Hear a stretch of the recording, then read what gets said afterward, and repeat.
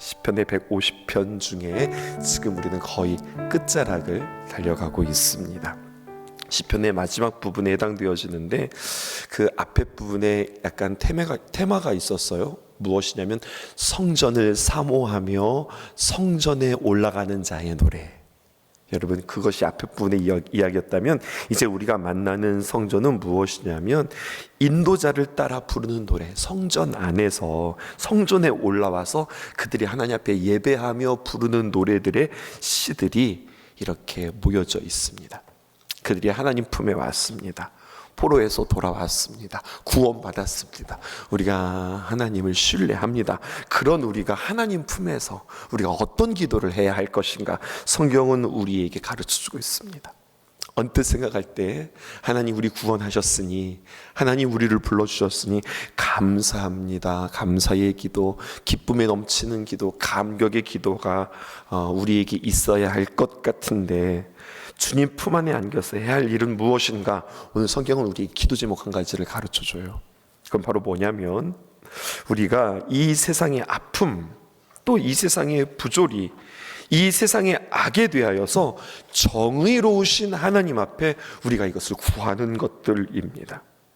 이 세상에서 하나님이 행하시는 그 정의, 그리고 그 구원을 우리가 하나님 앞에 구할 뿐만 아니라 우리의 삶을 통하여서 그 구원을 선포하면서 살아가는 그 귀한 사명의 삶으로 주께서 우리를 부르셨습니다. 그래서 언제나 소명과 사명은 짝입니다. 주님께서 우리를 부르셨다. 그리고 주님께서 우리에게 귀한 일을 맡기셨다. 그 일을 가지고 우리는 세상에 나가서 그 귀한 일들을 감당한다. 이것을 우리는 또 이렇게도 표현할 수 있습니다. 인풋과 아웃풋이라고요. 주님의 귀한 은혜를 받은 우리는 세상을 사랑하며 섬기며 살아간다. 이것이 건강한 성도들의 모습이라고 하는 거죠. 마치 신앙생활하고 우리가 신앙만 생각하면 우리는 하나님 안에 있고 우리가 천국 백성이 되었고 구원받았으니까 이제 다 이루었다 생각하기 쉬운데 그것이 아니라고 하는 거예요. 내가 하나님 앞에 이룬 그 귀한 구원을 어떻게 하면 하나님 앞에 보답하면서 살아갈까? 내가 너한테 주었으니 네가 보답하면서 살아가. 이렇게 주거니 받거니의 삶이 아니라 하나님 주신 은혜가 너무나도 커서 나는 이 땅에서 내가 자원하는 마음으로, 어제 수요설교에서도 그렇게 이야기했는데 두렵고 떨리는 마음으로, 이게 하나님이 무섭고 하나님이 두려워서가 아니라 어떻게 하면 내가 하나님을 기쁘게 해드릴까라고 하는 그 마음에 두렵고 떨림으로 그 구원을 이루어가는 삶, 이것이 우리가 살아가야 되는 삶이라고 하는 거죠. 참된 그리스도인, 참된 복음은 하나님 안에서 이 세상을 품습니다. 이웃을 품고 지역을 품습니다. 이 사회의 구조까지도 하나님의 방법으로 하나하나 변화되어지기를 꿈꾸고 그것을 위해서 끊임없이 우리는 하나님 앞에서 기도하는 사람들입니다. 그러므로 시편 140편은 하나님 앞에서 이제까지 우리가 했던 나의 기도, 나의 간구, 나의 소원과는 조금 다른, 결이 조금 다른, 어떻게 보면 우리의 기도의 범위가 조금 더 확장되어져 있는 그 시를 우리가 만나게 되어지는 겁니다. 이것이 성도의 본분이라고 하는 거죠. 우리 이 배경을 가지고 이 개요를 우리가 알고 이제 1절로 넘어가겠습니다. 1절입니다. 여호와여, 악인에게서 나를 건지시며 포악한 자에게서 나를 보존하소서. 언뜻 우리가 이 말을 보기에는 지금 다윗이 이 시를 썼는데요, 그를 대적하는 일들로 인하여 하나님, 저들이 나를 괴롭게 합니다. 저들이 나를 공격합니다. 그러니 하나님, 저들의 공격과 저들의 핍박에서 나를 구원해 주세요라고 어떤 개인의 구원의 기도처럼 우리가 만나기 쉬운데요, 오늘 말씀을 자세히 보면 악인이 누구인가 이것을 우리에게 이야기하고 있습니다. 이것은 시편의 첫걸음에서도 우리에게 한번 언급되어진 바 있는데, 성경은 시편 1편을 열면서 악인이 누구인가 이것을 우리가 정의하고 가라고 성경은 우리에게 도전하고 있습니다. 한번 마음속으로 대답해 보실까요? 누가 악인일까요? 누가 악한 자일까요? 하여튼 못된 생각하고 욕심 부리고 자기만 알고 이기적인 사람들, 그 사람들이 여러분들 악인일까요? 성경은 이것을 악인이라고 합니다. 누구인가? 악인의 반대, 의인을 생각해 보십시다. 의인은 누구일까요? 하나님만 의지하는 사람, 늘 하나님의 말씀을 사모하고 그 말씀을 묵상하는 사람이 의인이다. 그러면 악인은 누구인가? 하나님을 가까이 하지 아니하고 자신을 신뢰하고 자신을 믿는 사람, 그 안에 하나님이 없는 사람, 그 사람이 더 악인이라고 하는 근본적인 그 사람의 본질을 우리에게 이야기하고 있어요. 겉으로는 친절할 수 있어요. 더 똑똑해 보여요. 그의 삶이 굉장히 스마트한 삶인 것 같아요. 또 근사하고 멋져 보일 수 있어요. 어쩌면 당연한 수순일런지도 몰라요. 자기가 자기 자신을 신뢰하는데, 자기가 자신을 아끼는데, 그러니 나 자신을 얼마나 가꾸고 나를 얼마나 잘 보존하고 그리고 나를 잘 이렇게 꾸미고 디스플레이 할까요? 얼마나 나 자신을 다른 사람들에게 잘 보일까요? 그런데 자신을 잘 신뢰하는 만큼 또 외모뿐만 아니라 내가 하는 말들에 대하여서, 내 생각에 대해서 내가 나를 신뢰하니 얼마나 고집스럽고 또 얼마나 견고할까요? 이게 악인의 모습이고 악인의 특징이라 할 수 있어요. 그러니까 1절에 여호와여 악인에게서 나를 건지소서라고 하는 말은, 하나님, 저 사람들 겉은 멀쩡해 보이는데 저 속에 하나님이 없습니다. 하나님 없이 자기 자신이 하나님이 되어서 내 뜻과 내 취향과 내 생각을 마치 하나님처럼 여기는 자기 자신을 자신이 섬기는 그러한 사람들입니다. 저들과 함께 물들지 말게 하시고 저들에게 스며들지 않게 하여 주옵소서, 이렇게 이야기하는 겁니다.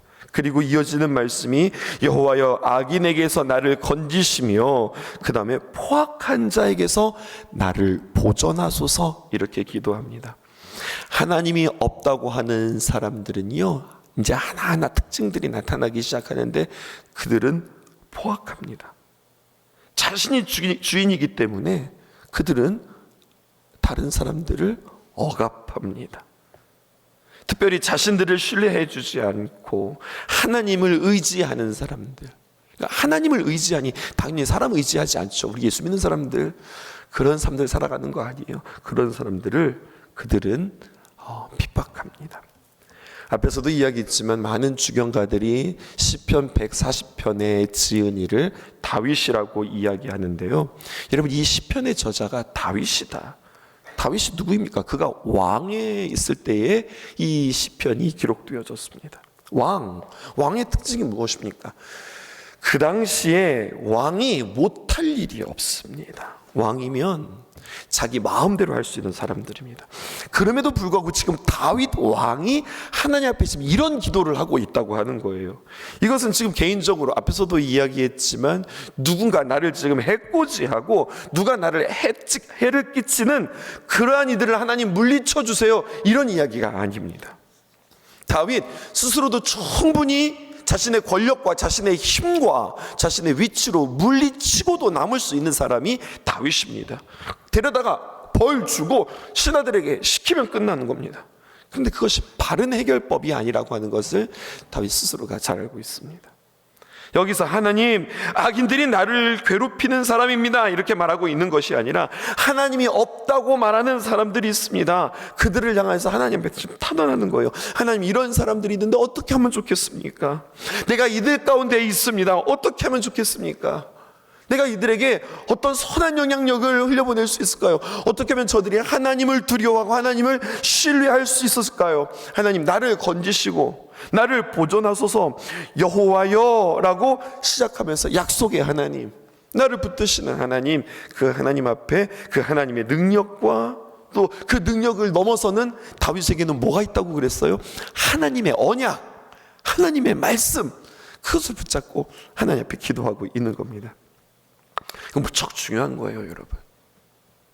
내가 하나님 앞에 간구하고 내가 아무리 바로 서려고 하고 내가 아무리 우리에게 가장 중요한 건 믿음이라고 했는데, 믿음 붙잡고 산다 할지라도 이 세상을 내 힘으로 하나님 앞에 끌고 갈 수 없는 거예요. 그들에게 선한 영향력을 미칠 수 없는 겁니다. 내 주변에 어느 정도 영향력을 미칠 수 있을런지도 모르겠지만, 이 사회가 하나님이 없는 세상 가운데 비도덕과 하나님이 없으니 비진리 가운데 자신들의 주장 가운데 살아가는 이들에게 돌이킬 수 있는 방법은, 그래, 내가 저들에게 어떤 선한 것들을 행하는 것을 통하여서, 내가 선한 것들을 행하는 것들을 통해서 감동시키고 하나님을 전해야지 안 되는 거고요. 하나님께서 나를 구원하여 주시고 하나님의 능력으로 나를 세워주실 때 내가 그 사명 감당할 수 있습니다. 이 고백이 되어지는 거예요. 사람들은 너나 잘 살아, 너나 똑바로 해, 그렇게 이야기할 수 있습니다. 그런데 여러분, 나 혼자 똑바로 사는 것으로 살아갈 수 없다니까요.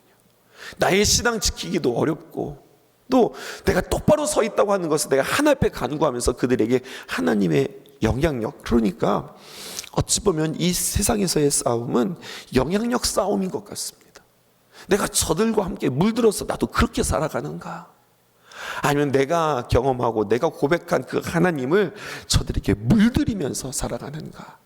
이 싸움이 너무나도 중요한 거죠.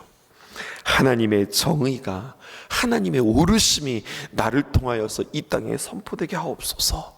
우리는 기도해야 할 것입니다. 2절 보실까요? 그들이 마음속으로 악을 꾀하고 싸우기 위하여서 매일 모입니다. 그러니까 악인들도요, 게으르지 않습니다. 열심히 있습니다. 겉으로 보면 멀쩡한 사람들인데 하나님이 없기 때문에 첫 번째 특징이 뭐라고 그랬어요? 억압하고, 그리고 그들을 포악하다고 그랬죠. 두 번째 특징은 무엇이냐면, 하나님이 없다고 말하니 그들의 마음속은 그냥 하나님만 없는 진공상태가 아니라 언제나 악을 꾀합니다. 어떻게 하면 하나님이 이 세상에는 존재하지 않고 어떻게 내 말대로 내 뜻대로 이것들을 펼치면서 살아갈까, 계속해서 그것들을 고민하면서 살아갑니다. 진리가 없으니 순간순간 자신들이 진리가 되어서 그렇게 살아가게 되어지죠.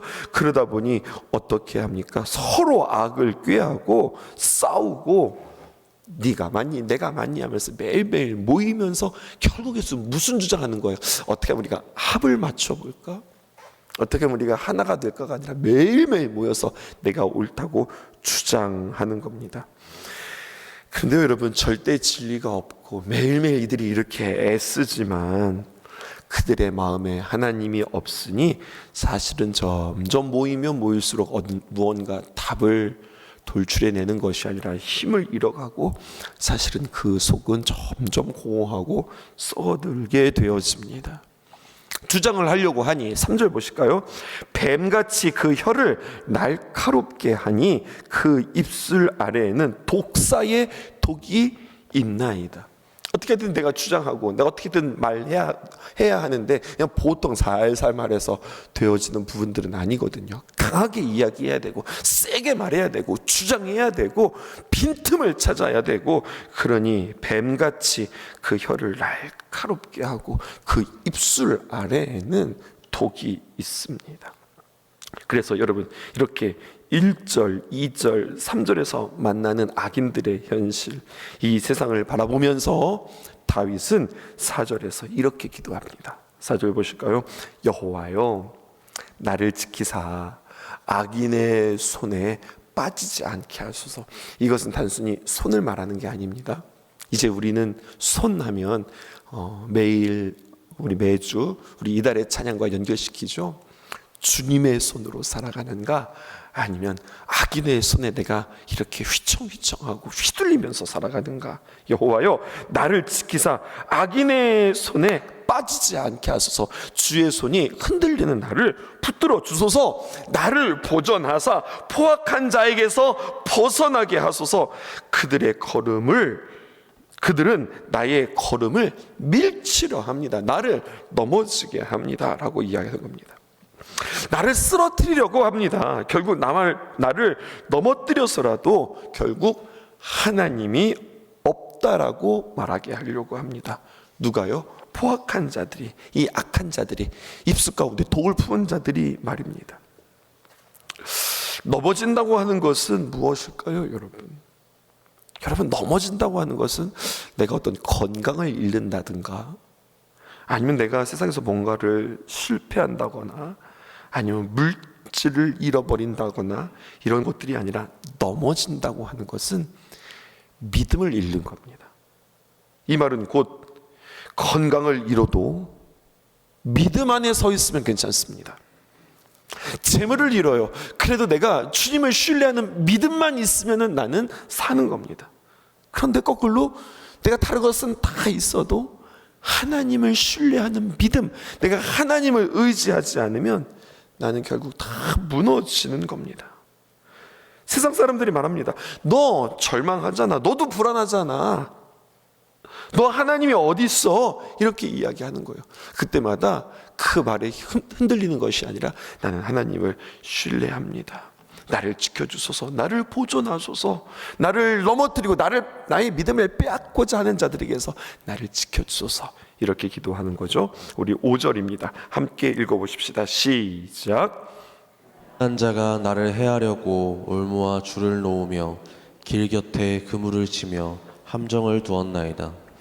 악인들의 정체가 무엇이라고 그랬어요? 그 안에 하나님이 없다고 그랬어요. 그래서 포악하고, 그래서 그들에게 악을 꾀하고 입술에 독이 있고, 세 번째 보니까 그 하나님이 없는 자의 특징은 교만한 자다, 이렇게 우리에게 이야기하고 있습니다.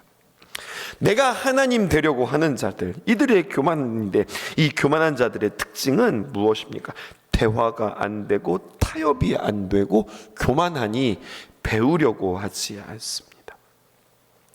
거꾸로요, 여러분, 우리가 하나님을 인정하잖아요.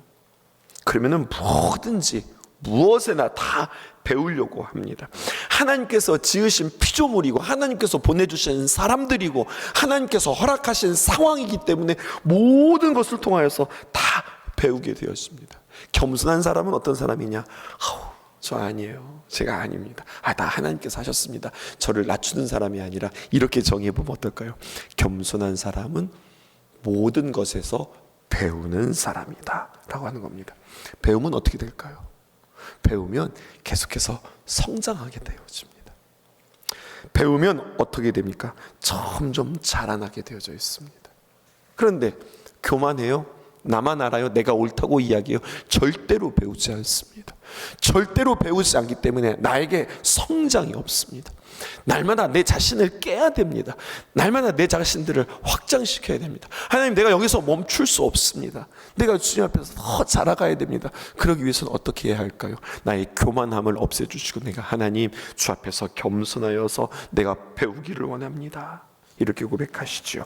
6절에서 7절입니다. 6절. 내가 여호와께 말하기를 주는 나의 하나님이시니 여호와여 나의 간구하는 소리에 귀를 기울이소서 하였나이다. 하나님, 흔들리는 나를 이렇게 교만하고 포악하고, 그리고 하나님이 없는 자들에게서 하나님 나를 바로 서게 해주세요, 이렇게 기도하는 것이 아닙니다. 하나님 의지합니다. 그래서 주여 나의 하나님이여 나의 간구하는 소리에 귀를 기울여 주세요, 이렇게 이야기합니다. 그게 무엇일까요? 7절입니다. 내 구원의 능력이신 주 여호와여 전쟁의 날에 주께서 내 머리를 가려주셨습니다. 나를 구원하는 것이 어디에 있습니까? 우리 에베소서에 보면은 구원의 투구, 이렇게 표현하고 있잖아요. 전쟁의 날에 주께서 내 머리를 가려주셨습니다. 이 말은 주님께서 나의 투구가 되어주셨습니다. 믿음의 투구 하나님이십니다. 내 머리를 가려주시는 분, 내 생명을 지켜주시는 분. 그래서 8절에 여호와여 악인의 소원을 허락하지 마소서, 그의 악한 꾀를 이루지 못하게 하소서. 그들이 스스로 높일까 하나이다. 그들이 스스로 높여지지 아니하도록, 그들이 스스로 하나님이라고 외치지 못하도록 하나님 나의 기도를 들어주시고 나의 소원을 허락해 주세요, 이것이 아니라 나의 하나님 주님께서 함께 해주시는 그 믿음의 증거로 말미암아 하나님이 하나님 되심을 저들에게 증거하는 삶 살아가기를 원합니다.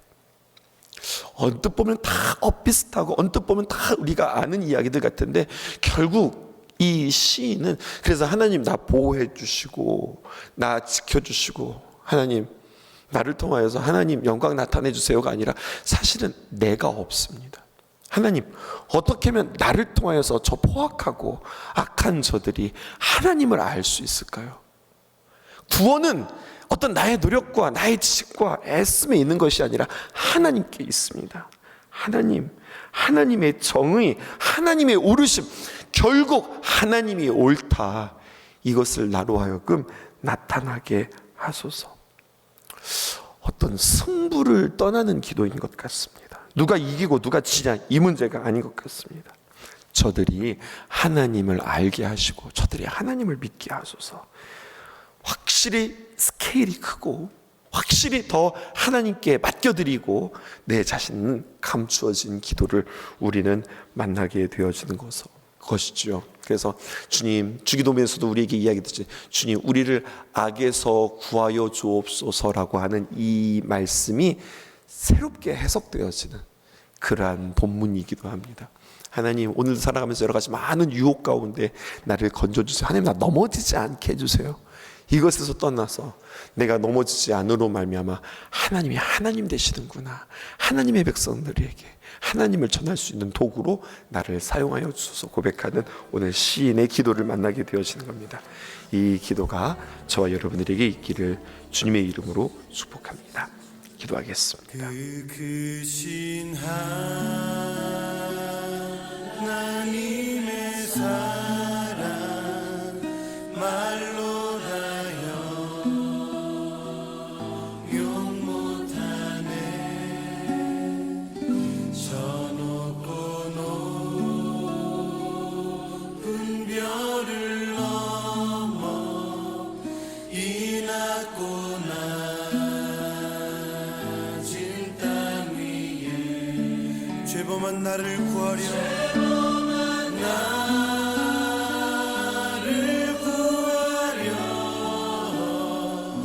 그 아들 보내사 화목제로 삼으시고 죄 용서하셨네.